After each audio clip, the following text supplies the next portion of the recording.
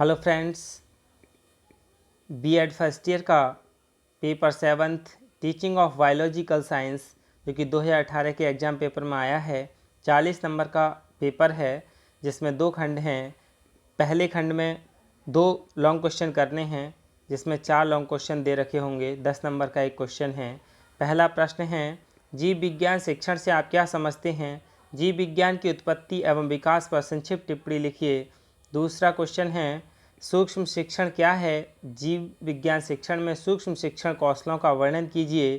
तीसरा प्रश्न है, वैज्ञानिक दृष्टिकोण क्या है? आप जीव विज्ञान शिक्षण द्वारा वैज्ञानिक दृष्टिकोण को कैसे विकसित करेंगे? विस्तार से वर्णन कीजिए।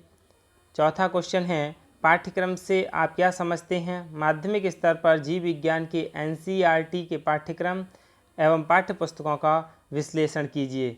इस तरीके से 4 लॉन्ग क्वेश्चन आते हैं जिसमें से 2 लॉन्ग क्वेश्चन करने होते हैं। अब हम सेक्शन बी में जान लें कि कैसे क्वेश्चन आते हैं। शॉर्ट आंसर टाइप क्वेश्चन आते हैं और 4 प्रश्न कर रहे हैं। 5 नंबर का एक प्रश्न है। तो पहला प्रश्न देख लें कैसा आया है। जीव विज्ञान शिक्षण की समस्या समाधान विधि से आप क्या समझते हैं? जीव विज्ञान शिक्षण के संदर्भ में और प्रेरणा पर संक्षिप्त टिप्पणी लिखिए, यानी मोटिवेशन पर। अगला प्रश्न है, जीव विज्ञान शिक्षण के क्षेत्र का वर्णन कीजिए। जीव विज्ञान शिक्षण की निरीक्षण विधि यानी ऑब्जर्वेशन मेथड पर संक्षिप्त वर्णन कीजिए। 5वां प्रश्न है, माध्यमिक स्तर पर जीव विज्ञान शिक्षण का पाठ्यक्रम बनाते समय किन बातों का ध्यान रखेंगे?